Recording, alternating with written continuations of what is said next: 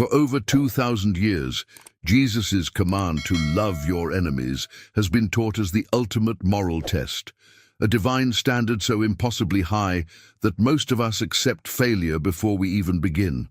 We hear those words and immediately feel the weight of inadequacy. How can I possibly love someone who betrayed me? How can I feel compassion for the person who destroyed my family, ruined my career, or caused me unspeakable pain? And so we try, through gritted teeth and forced prayers, to manufacture feelings that simply won't come. We tell ourselves we're supposed to forgive, that it's what good people do, that God expects it of us.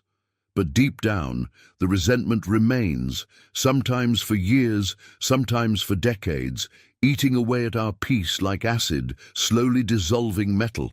What if the person you hate the most is actually your greatest teacher, and the rage you carry toward them is the very thing blocking you from the transformation you've been desperately seeking? Has this ever happened to you? You wake up in the middle of the night, and before you're even fully conscious, their face appears in your mind. The person who wronged you, the one who gets to live rent-free in your thoughts, occupying space in your mental landscape that should belong to joy, creativity, or rest. You've tried everything. You've prayed for the strength to let go. You've read books about forgiveness. You've attended workshops, sought counsel, repeated affirmations. Yet that heavy stone of resentment sits in your chest, unmoved by all your efforts. But before we begin, please hit the like button and let me know where in the world you're watching from today. It's always fascinating seeing who's joining us from around the world. And if you haven't already, make sure to hit that subscribe button and turn on the notification bell so you don't miss any of our future videos. Here's what almost no one tells you about Jesus' teaching on loving enemies. It was never meant to be a moral command at all.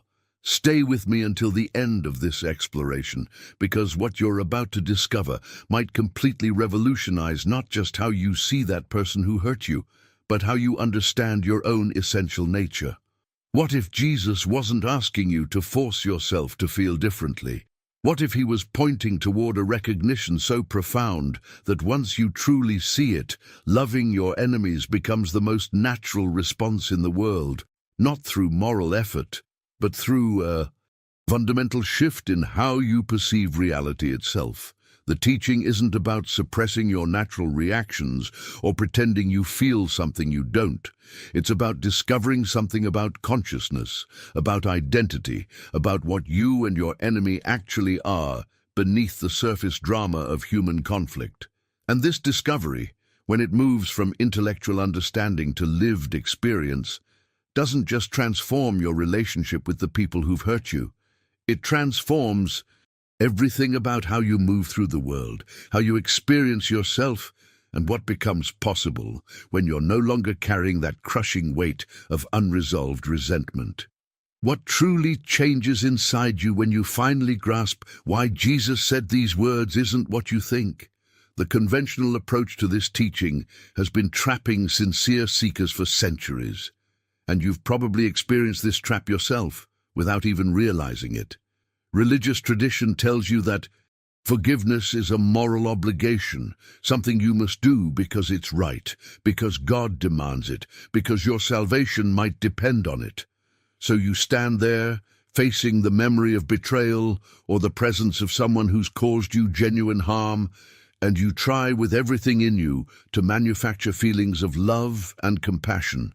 You repeat the words, you go through the motions, you pray for the strength to feel what you think you're supposed to feel. But here's the hidden truth behind why. This never quite works. Every single time you try to force yourself to love an enemy through sheer willpower, you're actually reinforcing the very separation you're trying to overcome. Think about what's happening in that moment. You're confirming that this person is fundamentally other than you, fundamentally opposed to your well-being, fundamentally your enemy. The harder you push yourself to generate love through moral effort, the more you cement the belief that love is absent from the situation and must be artificially created through discipline and religious duty. This is exhausting, and it's why so many people carry guilt about their inability to truly forgive. You think you're failing at a divine command, when in reality, you're simply trying to approach transformation from a level that can never produce genuine change. The mindset you're operating from treats forgiveness as an action you perform, rather than a recognition that emerges when you see clearly. Now, I want to go even deeper into this topic by exploring what Jesus was actually revealing through these words. He wasn't handing you a moral assignment to complete through effort. He was pointing towards something far more revolutionary, a recognition that dissolves the entire concept of enemy at its root. When Jesus said to love your enemies, he was inviting you to see reality the way he saw it, to recognize that the consciousness looking through your eyes and the consciousness looking through your enemies' eyes are not two separate, opposing forces locked in eternal conflict. There is one divine consciousness manifesting through infinite forms, and what you call your enemy is simply this same consciousness temporarily expressing through a wounded, confused, fearful personality. The person who hurt you hasn't become something fundamentally different from what you are. They've simply forgotten their true nature and are acting from that forgetting, from pain, from fear, from patterns inherited through generations of unconsciousness. This recognition changes everything, because love for enemies stops being something you have to manufacture and becomes something that naturally emerges when you see the shared essence beneath conflicting surface expressions. The transformation happens not through forcing yourself to feel differently, but through seeing truly what both you and your enemy actually are beneath the temporary drama of human conflict. If something in this resonates with your own journey, write in the comments, "I've been trying to force it." This is the precise point where everything transforms from an impossible moral demand into a natural recognition that changes your entire experience of reality. The Christ consciousness that Jesus embodied, that awareness of unity with the divine, that unshakable peace regardless of external circumstances, was never his exclusive possession. It's the fundamental reality of what every being is beneath personality, beneath history, beneath behavior, beneath all temporary human experience. Your enemy, the person who betrayed you or caused you unspeakable pain, hasn't done anything that changes their essential nature as an expression of divine consciousness. Their harmful behavior flows entirely from forgetting this truth, from identifying completely with wounded ego and reactive patterns inherited through generations of pain. But beneath all of that, beneath the anger and the hurt and the defensive walls, the same infinite awareness that looks through your eyes also looks through theirs. This isn't poetic language designed to make you feel better. This is the literal truth about the nature of consciousness itself. And when you see it clearly, everything about how you relate to conflict transforms instantly. Joel Goldsmith, the spiritual teacher whose insights have transformed countless lives, discovered this truth in the most unexpected way. He didn't find it through years of studying scripture or following elaborate moral teachings. The breakthrough came in moments of deep stillness, when the constant mental noise finally quieted and something deeper could be seen. In that silence, he recognized with absolute clarity that the people he'd been struggling to forgive, the situations that had triggered his deepest resentment and judgment, were all expressions of the one consciousness that he himself was. This recognition didn't require him to approve of harmful behavior or pretend that real wrongs hadn't occurred. The impact of what he saw was far more profound than that. It simply revealed that beneath every surface conflict, beneath every human drama, there was no actual separation at the level of essential identity. The person who had wronged him wasn't fundamentally other, wasn't a separate entity opposed to his well-being. They were consciousness itself, temporarily lost in identification with fear and limitation, acting from wounds they didn't understand, perpetuating patterns they'd inherited without awareness. If what we've explored today resonated with you, I'd be honored to have you subscribe. Hit that button so you don't miss future content that continues building on this recognition. This recognition dissolves resentment not through moral effort, but through seeing what's actually true. When you recognize that your enemy is consciousness itself, temporarily confused about its own nature, how can you continue to hate? The hatred doesn't get suppressed or transcended through discipline. It simply evaporates in the light of this understanding, the way darkness disappears the moment you turn on a light. The transformation happens at a level far deeper than emotion or thought, at the level of fundamental perception about what reality actually is. And once this shift occurs, once you've genuinely seen this truth even for a moment, you can never quite return to the old way of perceiving conflict. Something essential has changed in how you understand both yourself and those you once called enemies. If you've had glimpses of this deeper truth, write in the comments, "I see beyond the surface." When this recognition shifts from being just an interesting intellectual concept to becoming your actual lived experience, something genuinely miraculous begins unfolding in your daily life. Resentments that you've been carrying for years, maybe even decades, suddenly lose their grip on you. And this doesn't happen because you've finally mustered enough willpower to let them go, or because you've performed some perfect forgiveness ritual. It happens because you've seen through the illusion that created those resentments in the first place. The person you've been calling your enemy is revealed as a confused expression of the same consciousness you are, and once you see this clearly, the entire foundation of your anger collapses. How can you remain furious at someone when you recognize them as a temporarily lost version of yourself, acting from wounds they don't understand, perpetuating patterns they never chose? The anger doesn't get pushed down or transcended through heroic moral effort. It simply dissolves in the light of this recognition, the way darkness instantly disappears the moment you flip on a light switch. There's no struggle involved because you're not fighting against your natural reactions anymore. You're seeing reality differently, and that shift in perception naturally transforms how you feel. This explains why every previous attempt at forgiveness probably felt so exhausting and ultimately unsuccessful. You've tried before, haven't you? You've sat there determined to forgive, repeating the words, going through the motions, praying for the strength to let go. And maybe you achieved some temporary relief, some surface-level peace that lasted a few days or weeks before the resentment crept back in. That's because forgiveness, approached as a moral duty you must perform, keeps you trapped in the very separation you're trying to heal. You're attempting to bridge a gap between yourself and an enemy who remains fundamentally other in your perception, fundamentally separate from who you are. It's like trying to connect two sides of a canyon by stretching yourself across the chasm through sheer determination. The effort is genuine, but the underlying paradigm makes success impossible.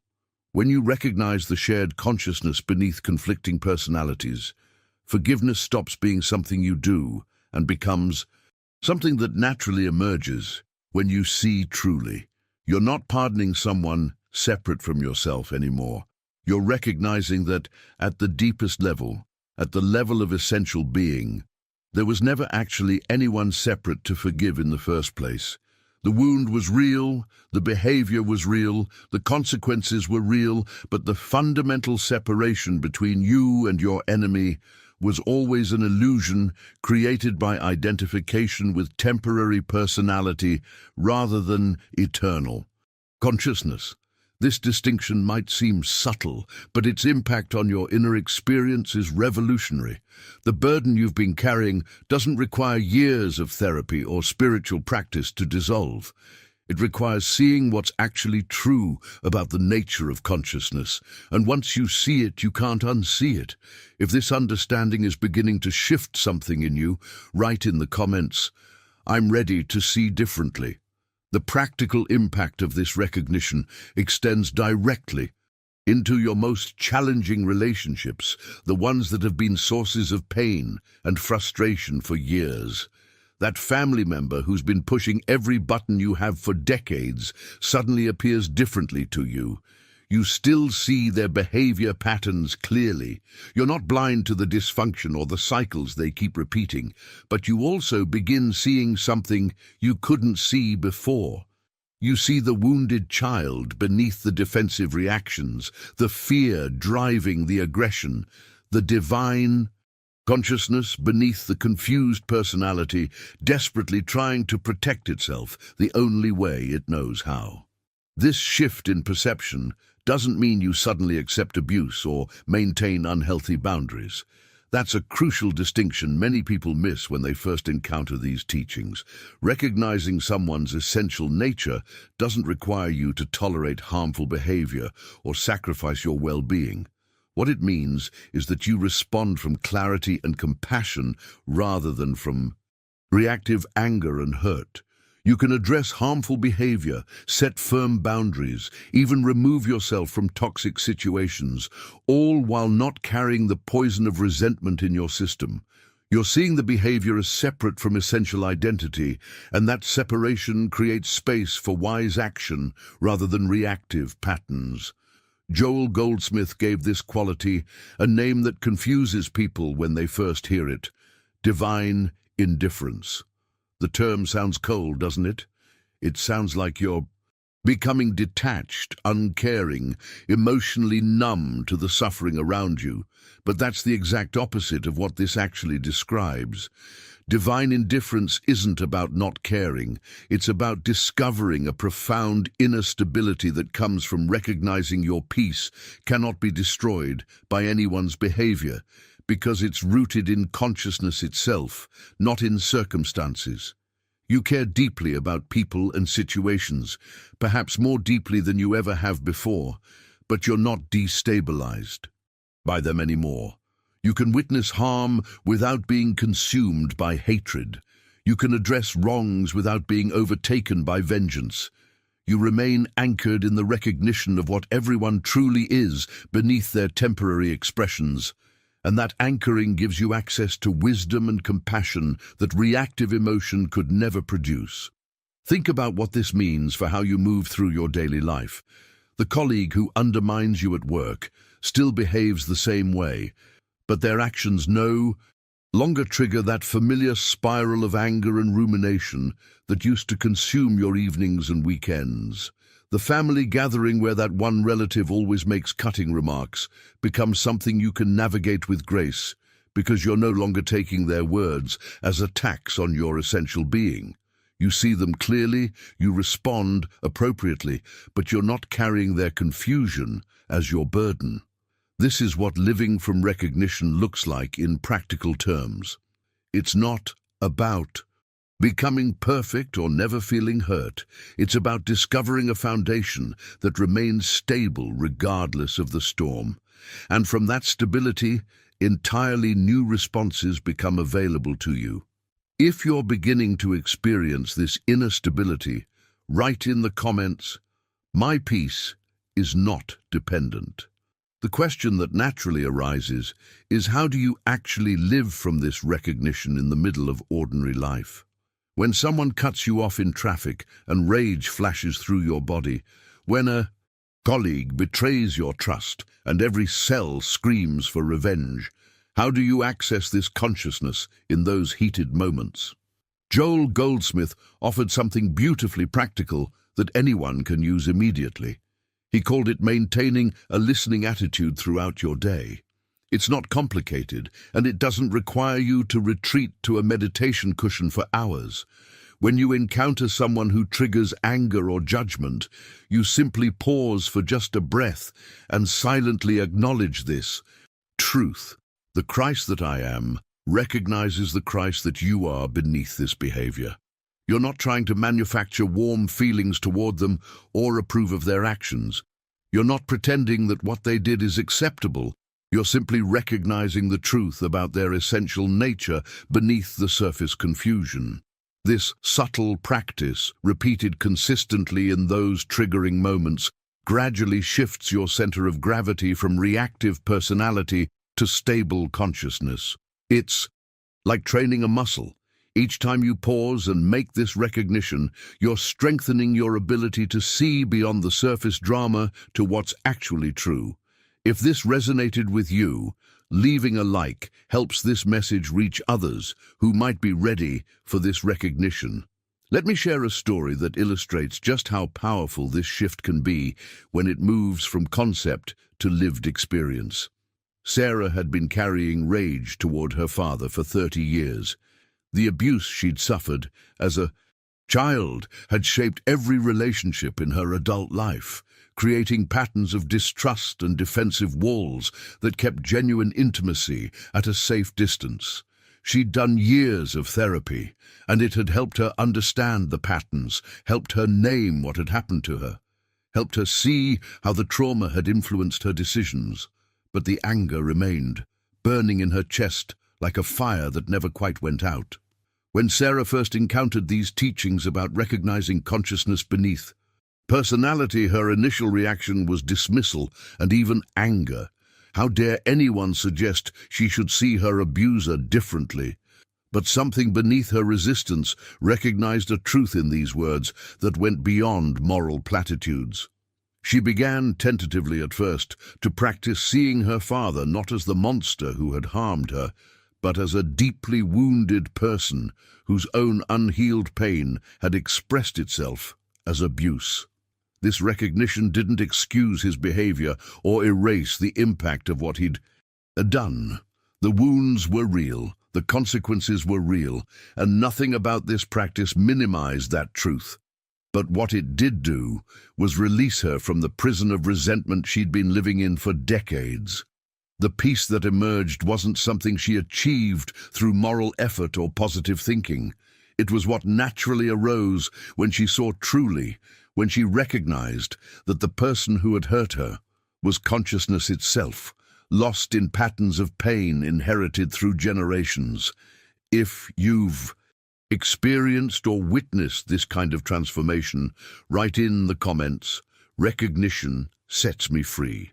There's a crucial distinction here that many people miss when they first encounter this teaching, and it's important to address it directly, because without this clarity, the entire message can be misunderstood in dangerous ways.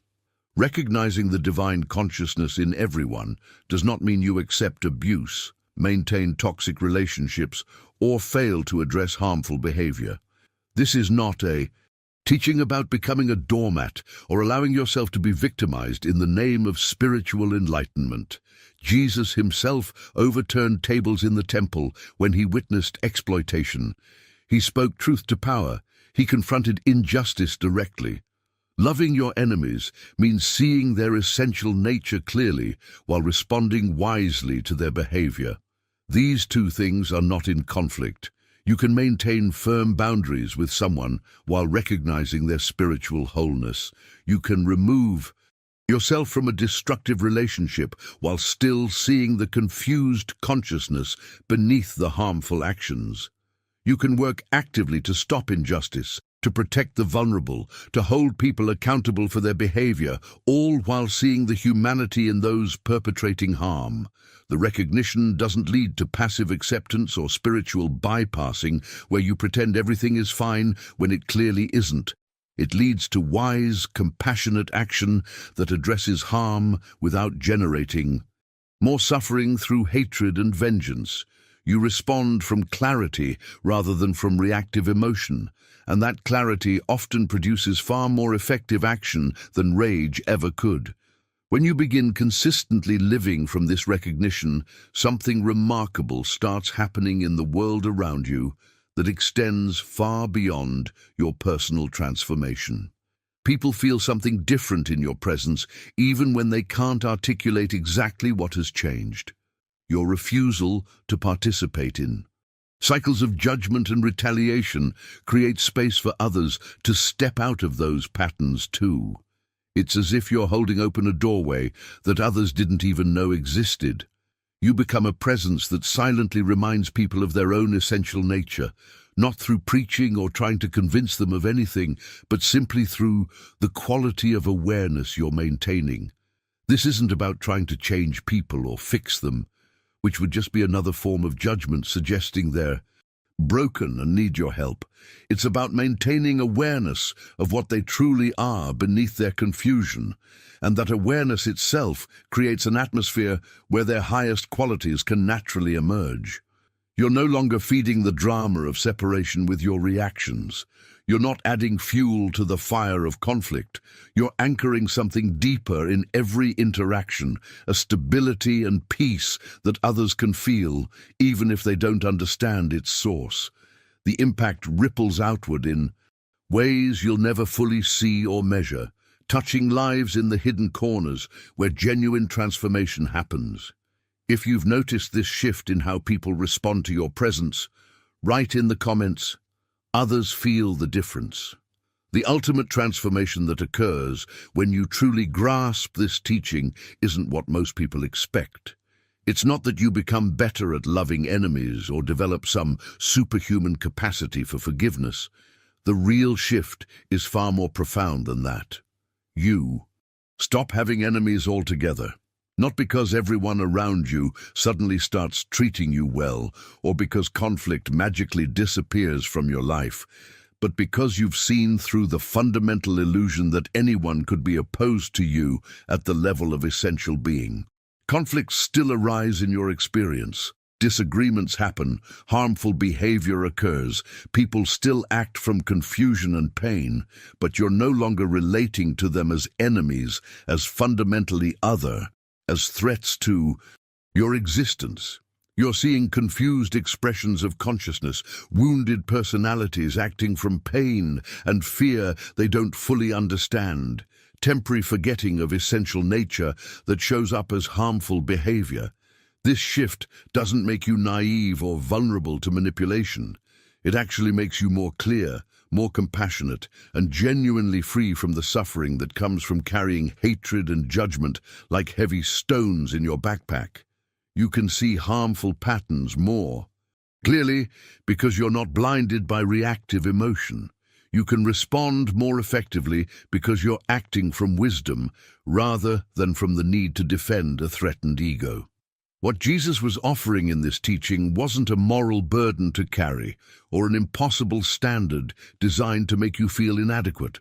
It was an invitation to recognize what you actually are beneath personality, beneath emotion, beneath all temporary human experience. When you know yourself as consciousness itself, rather than identifying primarily as a vulnerable personality constantly threatened by others, love for everyone becomes the natural expression of that recognition. Not sentimental emotion or forced affection that you manufacture through effort, but recognition of shared essence beneath all surface differences. This recognition is available to you right now in this moment. It's not something you need to develop through years of spiritual practice or meditation retreats. It's not a state you achieve after accumulating enough moral merit or religious devotion.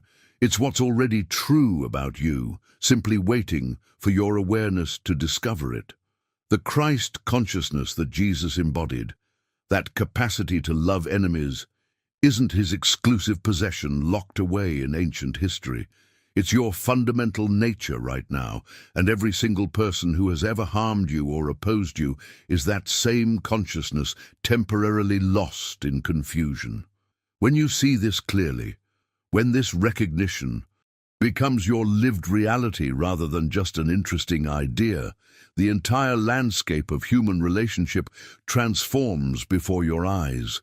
What was a battlefield becomes a classroom. What was endless conflict becomes endless opportunities for recognition. If you're beginning to sense this freedom emerging in your own experience, write in the comments, "I have no enemies." If you've made it this far in our conversation, I want to acknowledge something significant. You're not here by accident. There's a reason this message found you at this particular moment in your journey. The recognition we've been exploring together isn't just interesting spiritual philosophy to add to your collection of ideas. It's pointing toward the deepest truth about what you are. And something within you already knows this. That's why you're still here, still listening, still allowing these words to resonate with whatever is awakening in your awareness. I create content like this every week, diving into these transformative principles that have the power to completely reconfigure how you experience life and relationships.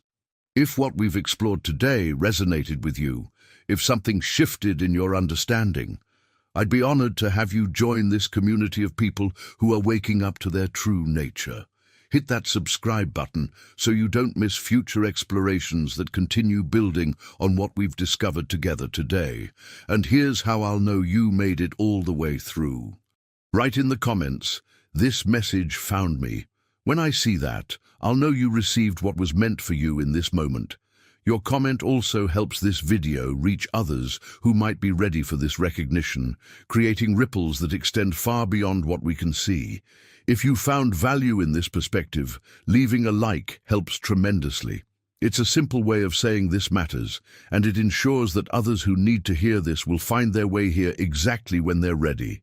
There's a video right here that takes this understanding even deeper into practical application. It explores how consciousness transforms not just conflict, but every dimension of your daily experience. Click and continue with me over there. I think you'll find it's the perfect next step on this journey we're taking together. The consciousness that you are has always been whole. I'm simply grateful to walk alongside you as you remember what you've always known. Most people pray to a God they believe exists somewhere out there, begging for intervention in their problems. Joel Goldsmith discovered this approach keeps you spiritually powerless because you're addressing an external deity who may or may not respond to your requests. The revolutionary truth Goldsmith uncovered will shatter your current religious conditioning. God is not a being separate from you. God is the very consciousness that you are. This isn't blasphemy. It's the mystical reality that transforms everything about how you experience life. When you realize that divine consciousness is your true identity, prayer becomes communion with your own spiritual nature. You stop begging an outside force and start recognizing the infinite power that has always been operating as your very being. This understanding changed Goldsmith from a traditional religious teacher into a mystical healer who could demonstrate instantaneous spiritual healing. The same consciousness breakthrough awaits you right now. Traditional religion taught Goldsmith that God judges, punishes, and rewards based on human behavior. He spent years preaching this conventional approach until a profound spiritual awakening revealed the opposite truth about divine nature and human experience. God doesn't operate in the realm of good and evil, reward and punishment. Divine consciousness simply is, expressing as wholeness, completeness, and perfection. Disease, lack, and suffering exist only in human mental concepts, not in spiritual reality. This revelation came during Goldsmith's deepest spiritual crisis, when traditional prayers failed completely. In that moment of surrender, he experienced God not as external judge, but as the very life force expressing through every cell of his being. From that breakthrough forward, Goldsmith's healing work demonstrated that consciousness creates experience. Change your level of consciousness and your external circumstances transform automatically without human effort or manipulation. Goldsmith discovered that most spiritual seekers unknowingly practice spiritual materialism, using spiritual techniques to get material results from a God they imagine controls external circumstances like a cosmic vending machine. This approach keeps you trapped in limitation because you're still operating from the belief that something outside yourself has power over your experience. You remain spiritually dependent and mentally frustrated when prayers aren't answered according to your timeline. True spiritual practice involves recognizing that consciousness and experience are one unified movement. There is no separation between your awareness and what appears in your life. Everything you experience is consciousness appearing as form, circumstance, and relationship. When you grasp this non-dual reality, manipulation stops and authentic spiritual living begins. You no longer try to change conditions through willpower or positive thinking, but rest in the awareness that consciousness itself is the substance and activity of all experience. The most radical discovery in Goldsmith's teaching is this: there is no human being who needs healing, improvement, or spiritual development. Your true identity is already complete, whole, and perfect, because you are divine consciousness itself appearing as individual expression. Every problem you face exists only in the realm of mental concepts about yourself and your circumstances. When you recognize your true identity as consciousness, these mental images lose their power to create suffering, limitation, and discord in your experience. This doesn't mean ignoring practical responsibilities or denying challenging circumstances. It means recognizing that your essential nature remains untouched by temporary appearances. You begin responding to life from wholeness rather than reacting from imagined lack. Goldsmith proved this understanding through decades of spiritual healing work. When people recognized their true identity as divine consciousness, physical healing, financial abundance, and relationship harmony often followed naturally without human intervention or effort. During World War II, Goldsmith was stationed in the Pacific, where he witnessed the healing power of consciousness recognition firsthand. A fellow soldier approached him with severe dysentery that military doctors couldn't cure through conventional medical treatment. Instead of praying to God for healing, Goldsmith helped the soldier recognize that his true identity as divine consciousness was incapable of disease or disorder. They spent 3 days in silent communion with this spiritual truth about identity and wholeness. On the 3rd day, the soldier experienced complete healing without any medical intervention. The dysentery disappeared entirely because consciousness had been lifted above the mental concepts that were projecting the appearance of physical disorder and limitation. Word spread throughout the military base about this remarkable healing. Over the following weeks, dozens of soldiers sought Goldsmith's help for various ailments. Most experienced significant improvement when they grasped their identity as divine consciousness expressing perfect health. After the war, a wealthy businessman contacted Goldsmith about financial ruin, threatening his family's security and future prosperity. Traditional business solutions had failed completely, and bankruptcy seemed inevitable within weeks of their initial meeting. Goldsmith explained that financial lack exists only in human mental concepts about limitation, scarcity, and separation from infinite abundance. Divine consciousness knows only wholeness, completeness, and unlimited supply, because these qualities define the very nature of spiritual reality. Together, they practiced recognizing consciousness as the substance and activity of all supply. Instead of using mental techniques or positive affirmations, they rested in silent awareness of abundance as consciousness expressing through every aspect of experience. Within 2 months, unexpected opportunities began emerging that resolved the financial crisis completely. New business partnerships formed, old debts were forgiven, and profitable ventures appeared naturally without forced effort or manipulation on the businessman's part. A mother brought her teenage daughter to Goldsmith after medical specialists declared her condition incurable and progressive. The family had exhausted conventional treatments and alternative therapies without any improvement in symptoms or overall health. Rather than focusing on the physical condition, Goldsmith guided them to recognize that divine consciousness expresses only perfection, wholeness, and harmony. Disease and disorder exist solely in human mental concepts about body, health, and physical limitation. The breakthrough came when the daughter experienced a profound recognition of her true identity as perfect spiritual expression. This wasn't positive thinking or mental denial of symptoms, but authentic spiritual realization of consciousness as the substance of her being. Gradual improvement began within weeks of this recognition. Over 6 months, symptoms diminished steadily until medical examination revealed complete restoration of normal function. The healing occurred naturally as consciousness recognition dissolved the mental concepts, creating disease appearance.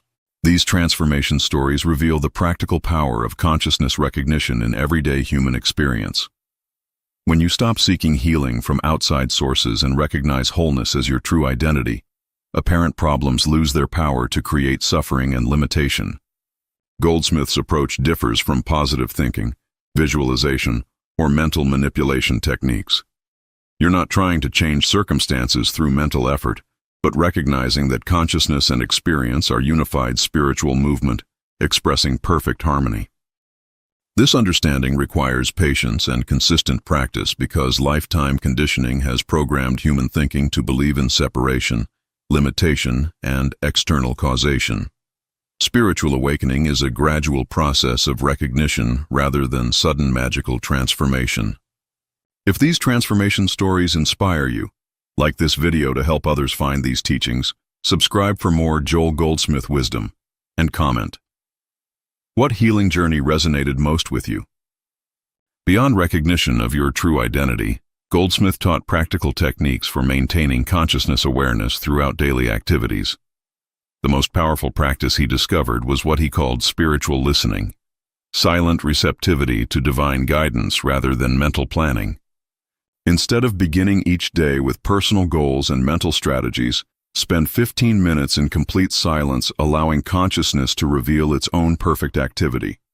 This receptive state opens you to guidance that transcends human knowledge and planning. During this listening period, don't attempt to hear voices or receive dramatic revelations. Simply rest in quiet awareness, allowing whatever thoughts, feelings, or insights to arise naturally without judgment or interpretation from your personal mind. This practice gradually establishes a continuous sense of being guided by infinite intelligence rather than struggling through life with limited human perspective. Decisions become clearer, timing improves, and opportunities appear more synchronistically. Another essential technique Goldsmith developed was consciousness treatment for challenging relationships and difficult people. Instead of trying to change other people's behavior or protect yourself from their negativity, you work entirely within your own consciousness recognition. When facing relationship conflict, silently recognize that the other person's true identity is divine consciousness, expressing perfection and harmony. Their troublesome behavior exists only in mental concepts, not in their essential spiritual nature. This practice doesn't make you passive or vulnerable to abuse. Rather than reacting emotionally or defending your personal position, you respond from spiritual understanding that dissolution of conflict comes through consciousness recognition rather than human argument.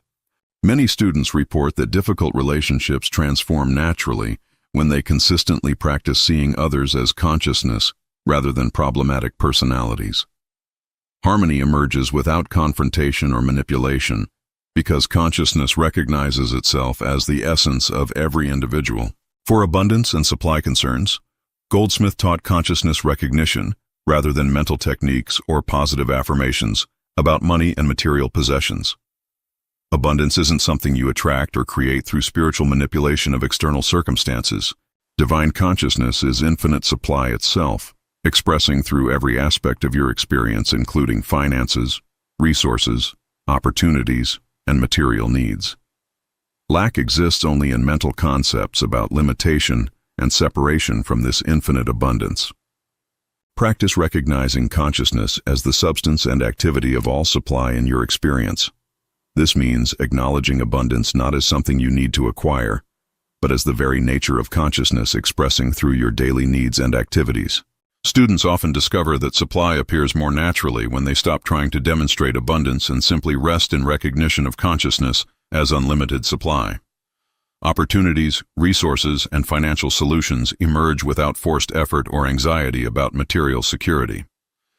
The most advanced technique Goldsmith shared was consciousness recognition during physical pain or illness symptoms. Instead of fighting disease or using spiritual techniques to overcome physical problems, you recognize wholeness as the truth about embodied existence.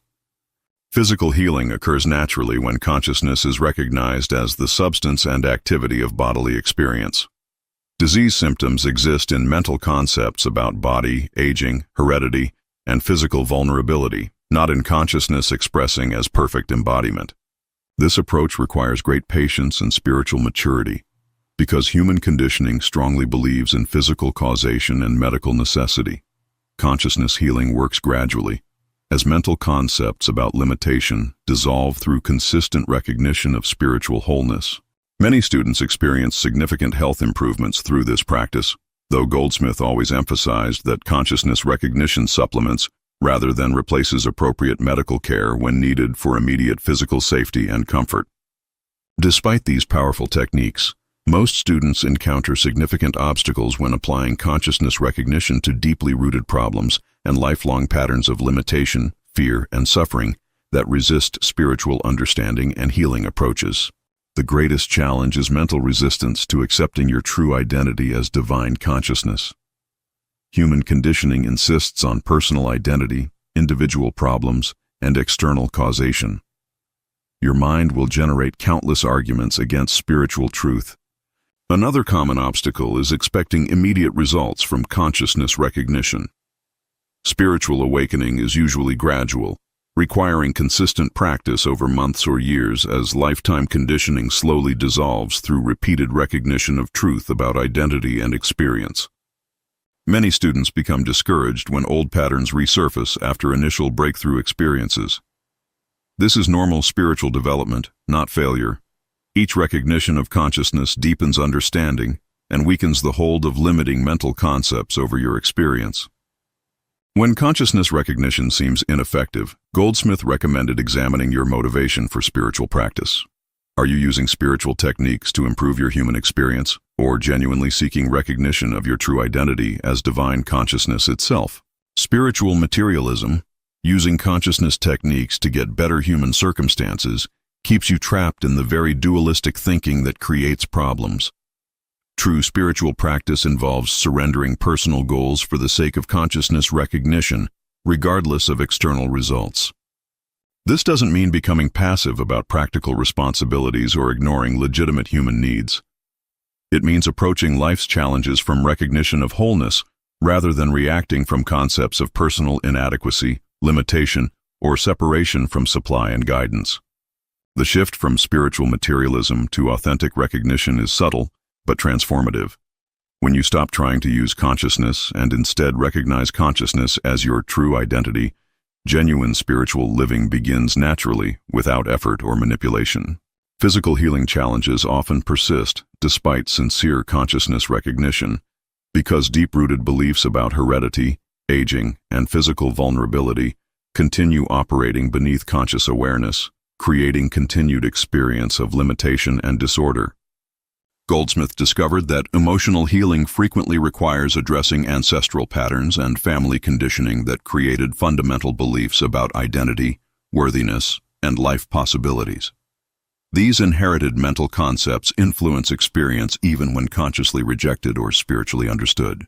The solution isn't psychological analysis or emotional processing, but deeper recognition that consciousness has no family history, genetic inheritance, or emotional baggage from the past. Your true identity remains eternally fresh, complete, and uncontaminated by human generational patterns. This level of consciousness recognition requires tremendous spiritual courage because it means releasing identification with personal history, family identity, and psychological explanations for current limitations. Freedom comes through recognizing yourself as pure consciousness without historical conditioning. When relationship healing seems impossible despite consciousness recognition, the obstacle is usually attachment to others changing their behavior to meet your emotional needs and expectations. You're still operating from personal identity, seeking satisfaction from external sources. True relationship harmony emerges when you recognize others as consciousness rather than personalities who should behave according to your preferences. This requires releasing your agenda for how relationships should unfold and allowing consciousness to express its own perfect harmony. This practice is particularly challenging with family members and intimate partners where emotional patterns run deep.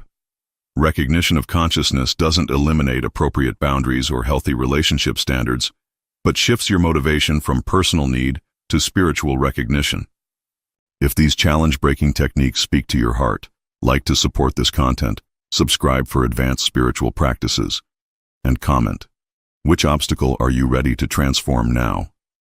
Advanced practitioners learn to maintain consciousness recognition during intense life transitions, such as career changes, relationship endings, health crises, and financial upheavals, when spiritual understanding faces its greatest tests through challenging circumstances. During his own experience of professional transition from traditional ministry to mystical teaching, Goldsmith faced severe criticism from religious authorities and loss of financial security. Consciousness recognition sustained him through years of uncertainty about life direction. He discovered that major life transitions often represent consciousness, calling you to deeper levels of spiritual understanding. What appears as external disruption is actually consciousness dissolving limiting structures that no longer serve your spiritual evolution and authentic expression. Advanced practice involves welcoming transitions as consciousness expanding into greater freedom rather than problems to be solved or difficulties to endure. This perspective transforms crisis into opportunity for deeper recognition of your unlimited spiritual nature. In business and professional activities, consciousness recognition creates an entirely different approach to success, competition, and material achievement. Instead of struggling against others or forcing outcomes through personal will, you allow consciousness to express its own perfect activity. Goldsmith worked with numerous business leaders who discovered that consciousness recognition actually enhanced professional effectiveness rather than making them passive or impractical.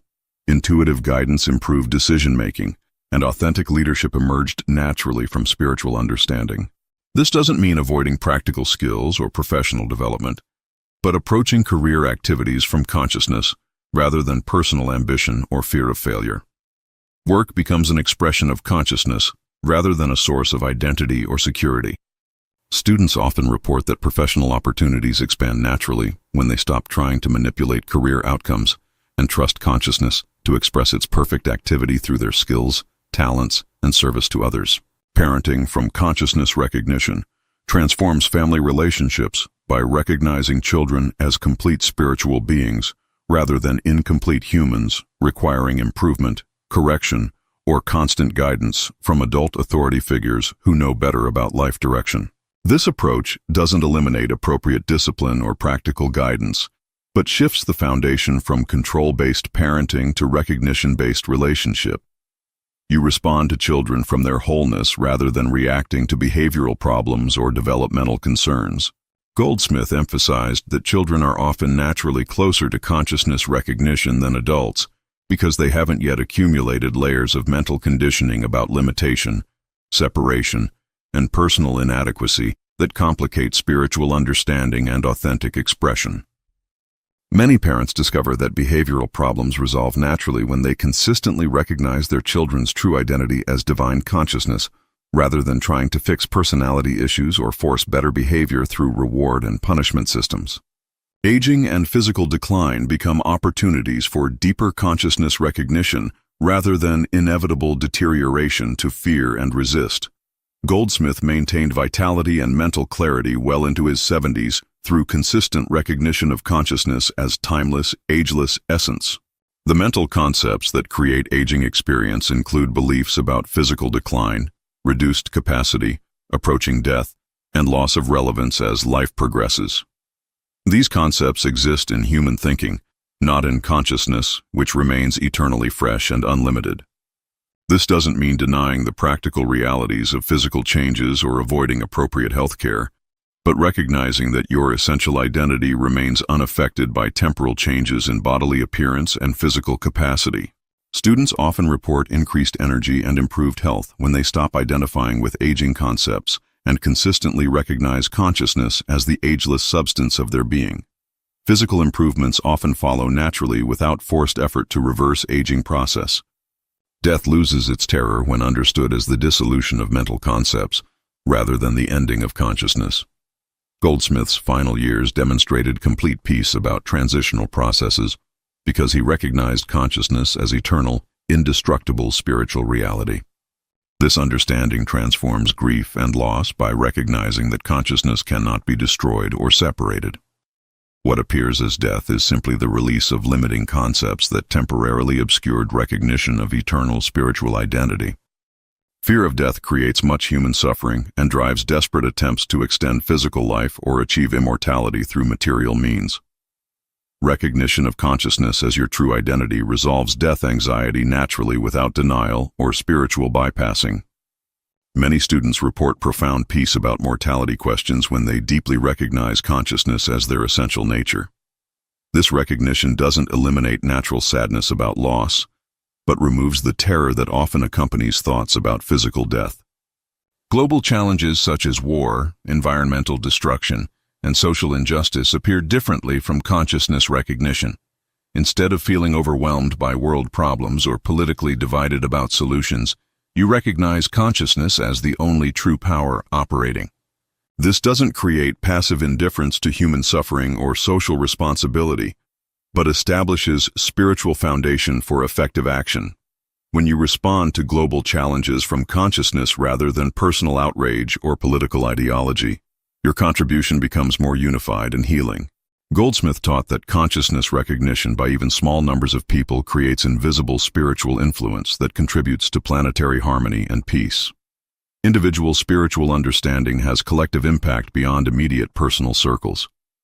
Students often discover that their social and environmental concerns are addressed more effectively when approached from consciousness recognition rather than emotional reaction or political activism based on mental concepts about good and evil forces. Teaching and sharing consciousness recognition requires great spiritual maturity because you must resist the temptation to convert others or prove spiritual truth through argument, demonstration, or personal persuasion that creates spiritual pride and mental confusion. Goldsmith emphasized that consciousness recognition cannot be taught through intellectual explanation or emotional inspiration. It must be recognized individually through direct spiritual experience that transcends mental understanding and emotional conviction about truth. Your role is simply to live from consciousness recognition and allow others to recognize truth for themselves when they are spiritually ready. Forcing spiritual understanding on others actually interferes with their natural awakening process and creates resistance. The most effective spiritual teaching occurs through silent recognition of others' true identity as consciousness rather than verbal instruction or demonstration. This creates spiritual atmosphere where recognition can emerge naturally without personal interference or manipulation. Your entire understanding of God is now transformed from external deity to recognized consciousness, expressing as your very being. This recognition dissolves the separation that created every limitation, problem, and spiritual seeking in your experience throughout life. Prayer becomes communion with your own divine nature, rather than petitioning outside authority. Healing emerges through recognition of wholeness rather than treatment of problems. Abundance flows as consciousness expressing supply rather than acquisition of material possessions. This isn't the end of your spiritual journey, but the beginning of authentic spiritual living. Every day offers opportunities to deepen recognition and discover new dimensions of consciousness expressing through relationships, activities, and circumstances. If your spiritual understanding expanded through these Joel Goldsmith secrets, like this video, subscribe for more transformative teachings, and comment, "I am transformed," to confirm your new path. For centuries, seekers have misunderstood one of the most powerful spiritual secrets ever spoken. When the Master said you need faith like a mustard seed to move mountains, nearly everyone got it backwards.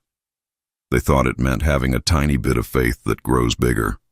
That interpretation has kept millions trapped in struggle. The mustard seed teaching is not about quantity of faith at all. It is about the quality and nature of that faith. A mustard seed does not try to become a tree. It does not affirm or visualize or beg to grow. It simply contains within itself the complete intelligence and power to fulfill its destiny without effort or doubt. This is the consciousness secret Joel Goldsmith spent his life teaching. Your faith must be like that seed, not in size, but in naturalness. It is not about believing harder or longer. It is about resting in the truth that spiritual law operates as automatically as that seed becomes a tree, without your mental gymnastics. When you finally understand this distinction, everything changes. You stop trying to manufacture faith through repetition and start recognizing the faith that already exists within your consciousness, waiting to unfold as naturally as breath. The world teaches you to pump yourself up with affirmations, to convince yourself through repetition that what you want is already yours. This creates exhausting mental effort. You are trying to make something happen through the force of your belief, and when results do not come quickly, you assume your faith was too weak or too small. But Joel Goldsmith revealed a startling truth. Faith is not something you create or build. It is something you uncover. It already exists in your consciousness as surely as the tree exists in the seed. Your work is not to generate faith, but to remove the mental interference blocking its natural expression and operation. Think about how a seed grows in darkness underground. It does not see the sun, yet it moves toward it with absolute certainty. This is not blind faith or wishful thinking. It is recognition of spiritual law already operating. The seed does not doubt because it is one with the intelligence that created it, completely unified. Your consciousness contains that same divine intelligence. When you stop trying to create faith and start recognizing the spiritual law already present within you, mountains begin to move. Not through your effort, but through the automatic operation of consciousness aligned with truth and divine principle. Here is where most spiritual teaching goes wrong. They tell you to have faith in your faith, to believe that your belief will produce results. This creates a vicious circle of mental strain. You are believing in your ability to believe strongly enough, which is exhausting and ultimately ineffective in transformation. Joel Goldsmith taught something radically different. Your faith must not be in your faith at all. Your faith must be in the spiritual principle itself, in the invisible law that operates regardless of your awareness of it. Gravity works whether you believe in it or not. Spiritual law operates with the same impersonal perfection. The mustard seed does not have faith in its own faith. It has faith in the law of growth, in the intelligence that designed it, in the soil and sun and rain that are already provided. It rests in the certainty that everything needed for its fulfillment already exists, not as future possibility, but as present reality. When you shift from faith in your mental state to faith in spiritual law, you stop exhausting yourself. You stop checking constantly to see if you believe enough. You simply rest in the recognition that the law is operating, and your only job is to not interfere with mental resistance. This revelation transforms everything about how you approach healing, manifestation, and spiritual growth. You are no longer trying to convince God or the universe through the intensity of your belief. You are recognizing that divine intelligence is already acting, already knowing, already providing everything necessary for your wholeness. The mustard seed never worries if it has enough faith. It contains complete trust in the process without questioning or analyzing. This is the quality of faith you must cultivate, not through effort but through understanding. When you see that spiritual law operates as perfectly as mathematical law, your consciousness shifts. This is not passive waiting or lazy hoping. It is active recognition and conscious resting in truth. You are alert to the presence of divine intelligence operating in your life, but you are not manipulating or forcing. You are allowing consciousness to unfold its inherent perfection naturally. In the next few minutes, we will explore exactly how to apply this revolutionary understanding. You will learn to identify when you are trying to create faith versus recognizing it. You will discover how to remove mental interference, and you will experience the transformation that comes from mustard seed consciousness in operation. Maria struggled with chronic pain for 8 years. She tried every technique, repeated affirmations thousands of times, visualized perfect health daily. She was exhausted from trying to believe hard enough. Then she discovered Joel Goldsmith's mustard seed teaching and everything shifted, though not instantly. The first week, Maria simply stopped trying to create faith. She stopped her endless affirmations and visualizations. Instead, she began each morning recognizing that spiritual law knows nothing of pain or limitation. She was not trying to convince herself of this. She was simply acknowledging truth regardless of her physical experience. For 3 weeks, nothing seemed to change. But Maria noticed something different inside. The desperate mental effort was gone. She was not anxiously checking her pain levels or rating her faith. She was simply resting in the recognition that divine intelligence operates perfectly, whether she feels it immediately or not. In the 4th week, she woke one morning and realized the pain had decreased by half. She did not celebrate or fear losing progress. She simply continued resting in spiritual law.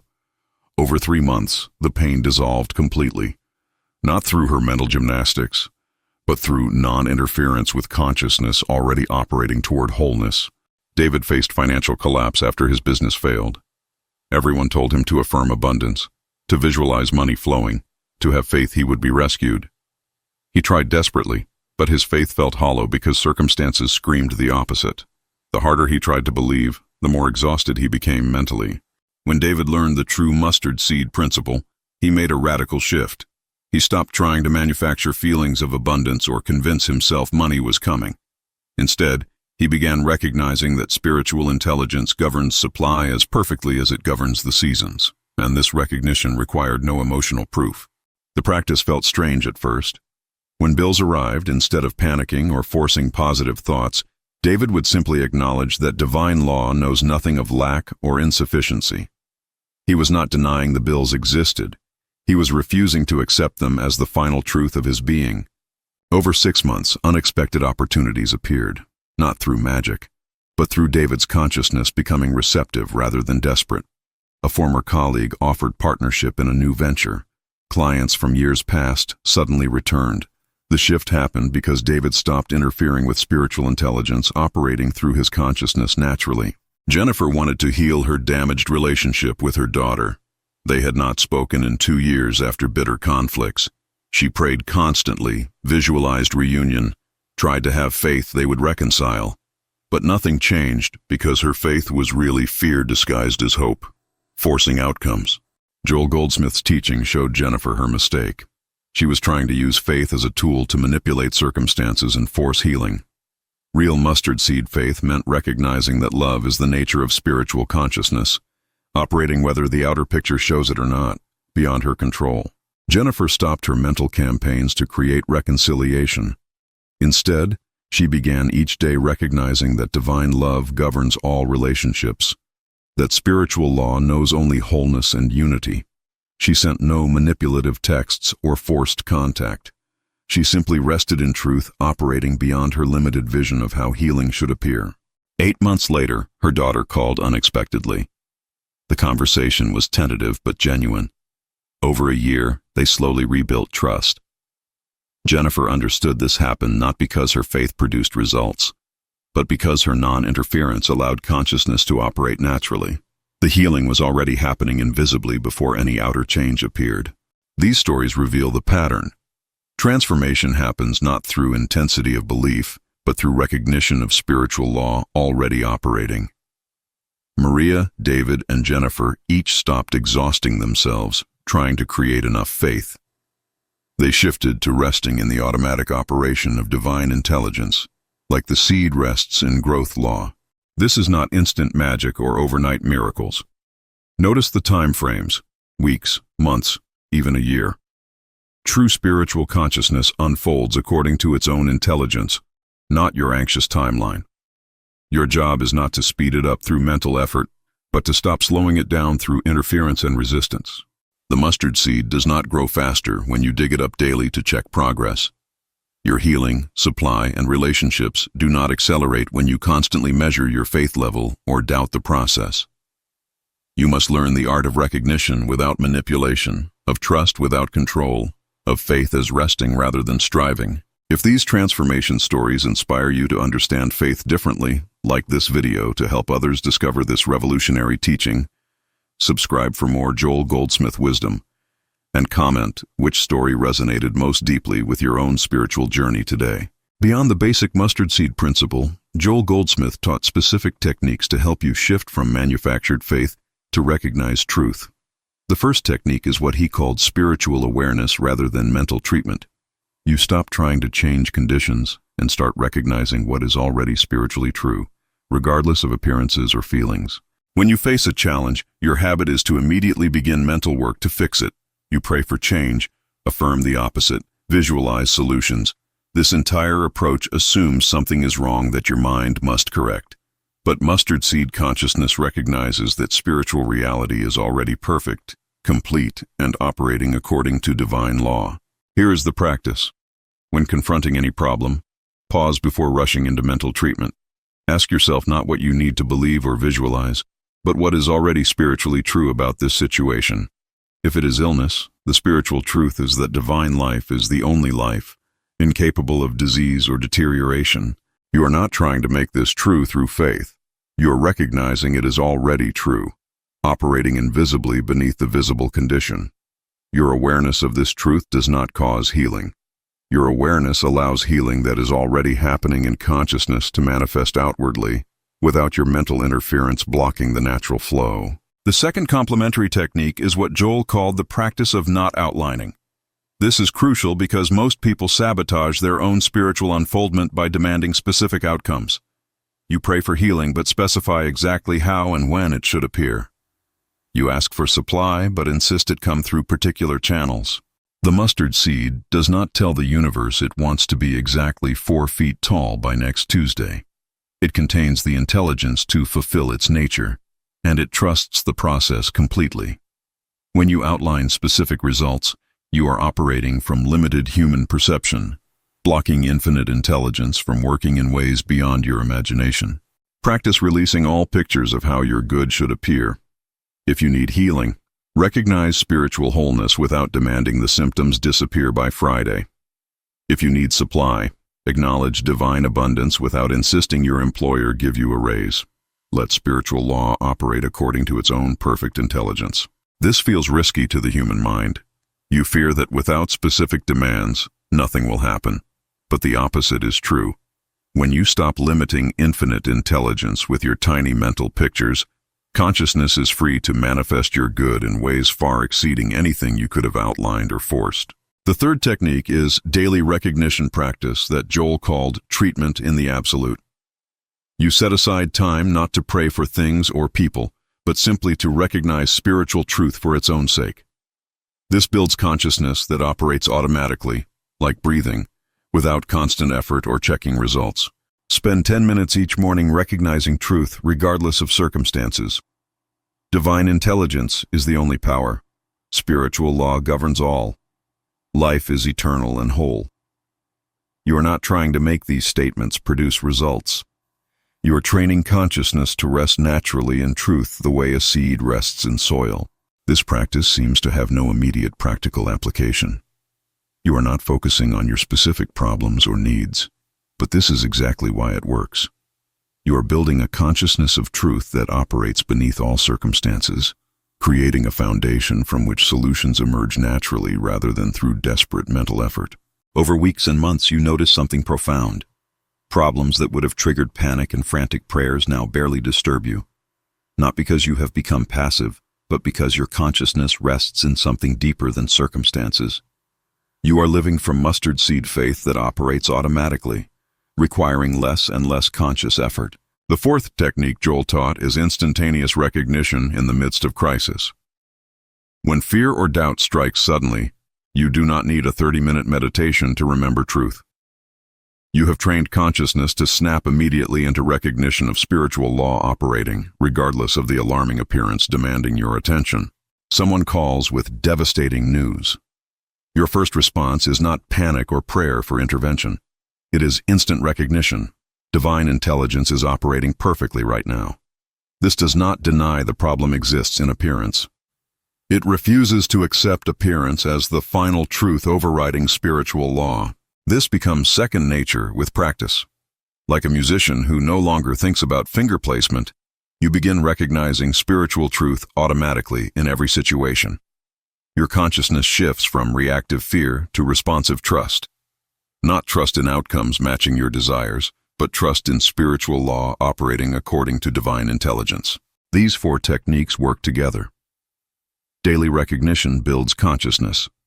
Non-outlining releases control.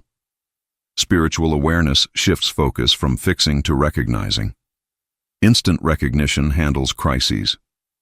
Combined with the basic mustard seed principle, they create a completely transformed approach to life where faith is no longer something you manufacture but something you rest in naturally. The most common obstacle people encounter is the gap between recognition and manifestation. You recognize spiritual truth faithfully for days or weeks, but circumstances remain unchanged or even worsen. Your mind screams that the teaching is not working, that you are doing something wrong, that perhaps you lack sufficient faith after all. Joel Goldsmith addressed this challenge directly. The gap between spiritual recognition and visible manifestation is not evidence of failure. It is the testing ground where shallow mental agreement becomes deep consciousness. The seed does not doubt during the invisible growing period underground. Your faith must maintain recognition even when outer evidence contradicts. This is not blind stubbornness or denial of reality. It is understanding that spiritual cause precedes material effect. sometimes by weeks or months. When you plant a seed, you do not dig it up after 3 days to check if it is working. You trust the invisible process. Your spiritual recognition is planting seeds in consciousness. The temptation is to abandon the practice when quick results do not appear. But this is precisely when your faith is shifting from mental technique to consciousness. If you return to old patterns of desperate prayer and anxious affirmation, you interrupt the natural unfoldment. Stay with recognition regardless of timing. Trust the invisible process. Another challenge is the voice of reason that calls spiritual recognition foolish or irresponsible. When facing serious illness, financial crisis, or relationship breakdown, practical people tell you to stop all this mystical nonsense and take real action. Your own mind joins the chorus, insisting that recognition without action is lazy escapism. Joel taught that spiritual recognition and practical action are not opposites. You act from consciousness rather than panic. When you recognize spiritual law operating, you become receptive to divine intelligence guiding appropriate action. But the action flows from trust rather than desperation, from recognition rather than fear, from consciousness rather than mental manipulation. The difference is profound. Fear-based action is frantic, controlling, exhausting. Consciousness-based action is peaceful, effective, sustainable. You are not forcing outcomes through willpower. You are allowing intelligence to guide you, taking steps that feel right, without anxiety about results matching your limited vision of success. If someone criticizes your approach as passive or impractical, you need not defend or explain. Simply continue recognizing spiritual truth while taking whatever actions consciousness guides. Over time, results will speak louder than arguments. Your life becomes evidence that faith as recognition rather than manipulation actually works in practical reality. The third major obstacle is doubt that arises from past failures. You have tried spiritual techniques before. You had faith, you prayed, you visualized, and nothing happened. Now when you hear about mustard seed faith, your mind whispers that this will fail too. Past disappointment creates resistance to present recognition. Joel would say your past attempts failed not because spiritual law does not work, but because you were operating from manufactured faith rather than recognized truth. You were trying to use faith as a tool to get what you wanted, rather than resting in spiritual principle operating regardless of personal desire or outcome. This time is different not because you are trying harder, but because you understand differently. You are not attempting to create enough faith to move mountains. You are recognizing that spiritual law moves mountains automatically when consciousness stops interfering. The seed never failed. Your digging it up constantly to check progress prevented natural growth. Release your past spiritual disappointments. They were learning experiences showing you what does not work. Now you are approaching faith in an entirely new way. Not as manufactured belief, but as recognized law. Let go of fear that this will fail like previous attempts. This is not another technique. This is consciousness transformation. The final major obstacle is the addiction to seeing and measuring progress. You want evidence that your recognition is working. You check your bank account daily when practicing supply consciousness. You monitor symptoms hourly when recognizing health. This constant measuring is itself the interference blocking natural unfoldment. The mustard seed grows in darkness without measurement. It does not pause growth to verify progress every few hours. When you constantly check whether your recognition is producing results, you are operating from doubt disguised as vigilance. Real faith as recognition requires releasing all need for immediate visible confirmation. Practice blind recognition. Acknowledge spiritual truth operating whether you see evidence or not. When the urge to check progress arises, recognize it as interference and return to simple truth. Divine intelligence is operating perfectly right now. Spiritual law knows only wholeness. Your good is unfolding according to wisdom beyond human sight.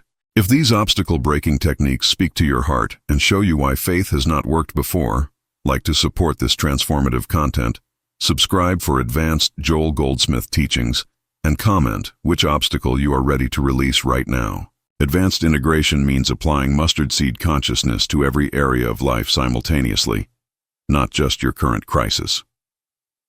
Joel Goldsmith lived this teaching, not as a technique for emergencies, but as his permanent state of being. He woke each morning resting in spiritual truth before circumstances demanded it. Begin integrating recognition into mundane moments. Waiting in traffic, recognize divine order operating. Preparing meals, acknowledge infinite supply. Interacting with difficult people, see spiritual identity beyond personality. These micro-recognitions build consciousness that operates automatically, so when crisis comes, you do not have to manufacture faith suddenly. This is not adding more spiritual busywork to your day. It is shifting the foundation from which you live. Instead of moving through life in human consciousness and switching to spiritual consciousness only when problems arise, you maintain spiritual recognition as your baseline, and human concerns become the temporary interruption. The challenge here is consistency without strain. You are not trying to maintain perfect awareness every second. That creates exhausting hypervigilance. You are simply returning to recognition naturally throughout the day, the way you return to breathing without thinking about it. This builds consciousness that requires less and less conscious effort over time. Another advanced application is recognizing spiritual truth for others without telling them or trying to fix them. When someone shares a problem, your habit is to offer advice, sympathy, or try to help practically. Joel taught something deeper. Silently recognize spiritual truth about that person, knowing that consciousness is one and your recognition affects the whole. Someone tells you about their illness. Instead of sympathizing with the disease or advising treatment, you silently recognize their spiritual wholeness. You do not share this recognition or try to convince them. You simply hold truth in consciousness, knowing that spiritual law operates for them whether they are aware of it or not. This practice feels strange because you appear to do nothing visible. But consciousness is cause, and consciousness is shared. Your recognition of spiritual truth about another person is not wishful thinking or metaphysical manipulation. It is acknowledging what is already true, allowing that truth to operate without the interference of mutual fear and sympathy. Do not tell people you are recognizing truth for them. This often creates resistance or dependence. Simply maintain spiritual awareness silently while interacting normally. Offer practical help when appropriate, but from consciousness of their wholeness rather than belief in their limitation. This combination of practical compassion and spiritual recognition serves others most effectively. Advanced practice also means recognizing spiritual truth in the face of seeming tragedy or permanent limitation. This is where mustard seed faith proves its depth. Anyone can recognize truth when circumstances are mildly challenging. Can you recognize spiritual law operating when the diagnosis is terminal, or the loss seems final, or the limitation appears permanent? Joel faced this repeatedly in his healing practice. People came after doctors declared their cases hopeless. He did not try to convince himself or them that everything would be fine. He simply recognized that spiritual life knows nothing of terminal or hopeless, that divine intelligence is operating regardless of medical pronouncement. This does not mean you deny practical reality or stop appropriate treatment. It means you refuse to accept material appearance as the final truth overriding spiritual law. You recognize both the appearance and the deeper truth simultaneously, holding spiritual reality as the ultimate substance beneath visible conditions. Not everyone who received Joel's recognition experienced physical healing, but everyone experienced consciousness shift, peace that transcends circumstances, spiritual awakening regardless of body changes. This is true healing, consciousness recognizing its spiritual nature even when material conditions remain challenging. Faith as recognition succeeds even when faith as outcome demanding appears to fail. The ultimate advanced application is living from permanent spiritual identity rather than temporary human personality. You begin recognizing yourself as consciousness in which all experience appears, rather than a person having consciousness. This is the deepest meaning of mustard seed faith. Your very nature is spiritual law operating. This sounds abstract, but it transforms everything. When you identify as consciousness rather than body or person, challenges lose their power to define you. You face illness, lack, or conflict not as threats to your being, but as temporary appearances within consciousness that you are. The seed is one with the intelligence that created it, completely unified. Practice this throughout the day. Instead of thinking I am sick or I am broke or I am afraid, recognize I am the consciousness in which sickness, lack, and fear appear temporarily. You are not denying the experience. You are shifting identity from the experience to the consciousness witnessing it, which remains whole regardless. This is Joel Goldsmith's ultimate secret. Faith like a mustard seed means recognizing your spiritual identity as surely as the seed recognizes its nature. You stop trying to have enough faith and start being the consciousness in which all faith and doubt, all success and failure, all life and death appear. From this recognition, mountains move naturally. Now we arrive at total transformation, seeing your entire life through the lens of mustard seed consciousness. You no longer divide experience into spiritual moments and ordinary moments. Everything becomes opportunity to recognize spiritual law operating, from waking to sleeping, from challenge to triumph, from crisis to peace.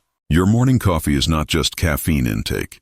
It is recognition of divine substance sustaining all life. Your work is not just earning money. It is consciousness expressing infinite creativity and supply. Your relationships are not just human interactions. They are spiritual identities recognizing themselves in each other, beyond personality and conflict. This does not make you disconnected or impractical. You become more effective, not less. When you stop exhausting yourself trying to manufacture faith for everything, energy flows into actions guided by consciousness rather than panic. You accomplish more with less effort because you are not fighting reality but recognizing deeper reality operating. People may notice something different about you. Not that you are suddenly perfect or problem-free, but you carry a quality of unshakable peace beneath circumstances. You face challenges without the desperate edge that characterizes most human struggle. You have discovered what Joel called conscious union with God, living as the mustard seed lives, one with the intelligence expressing through it. The transformation extends beyond your personal life into how you see the entire world. When you watch the news, you no longer sink into despair about humanity's problems. You recognize spiritual law operating beneath all appearances, working toward harmony even through chaos. This is not naive optimism. It is faith as spiritual recognition rather than hope for preferred outcomes. You begin seeing every person as consciousness expressing in unique form, even those whose actions you find difficult or harmful. You do not condone wrong behavior, but you refuse to see anyone as ultimately separated from spiritual intelligence. Your recognition of their spiritual identity does not depend on their recognition of it. This creates a life of profound peace without passivity. You take action when consciousness guides. You speak truth when appropriate. You set boundaries when necessary.